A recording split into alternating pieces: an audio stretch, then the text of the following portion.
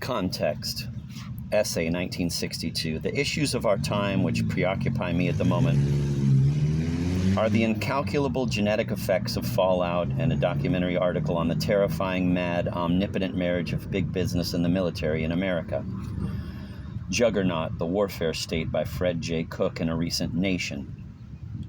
Does this influence the kind of poetry I write? Yes, but in a sidelong fashion. I am not gifted with the tongue of Jeremiah, though I may be sleepless enough before my vision of the apocalypse. My poems do not turn out to be about Hiroshima, but about a child forming itself finger by finger in the dark. They are not about the terrors of mass extinction, but about the bleakness of the moon over a yew tree in a neighboring graveyard.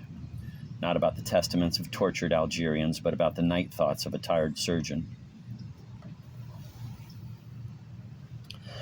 In a sense, these poems are deflections. I do not think they are an escape. For me, the real issues of our time are the issues of every time.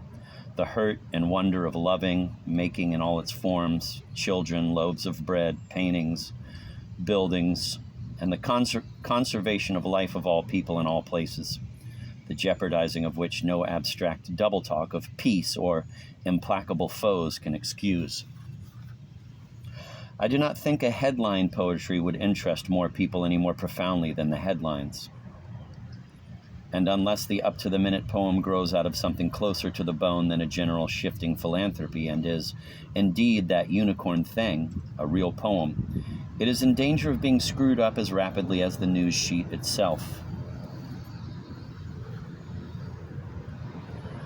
The poets I delight in are possessed by their poems as by the rhythms of their own breathing.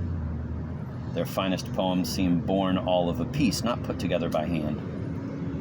Certain poems in Robert Lowell's Life Studies, for instance, Theodore Roeth's Greenhouse poems, some of Elizabeth Bishop, and a very great deal of Stevie Smith.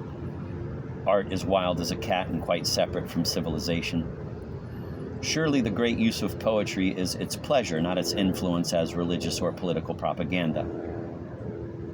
Certain poems and lines of poetry seem as solid and miraculous to me as church altars, or the coronation of queens must seem to people who revere quite different images.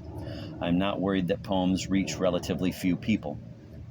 As it is, they go surprisingly far, among strangers around the world even, farther than the words of a classroom teacher or the prescriptions of a doctor.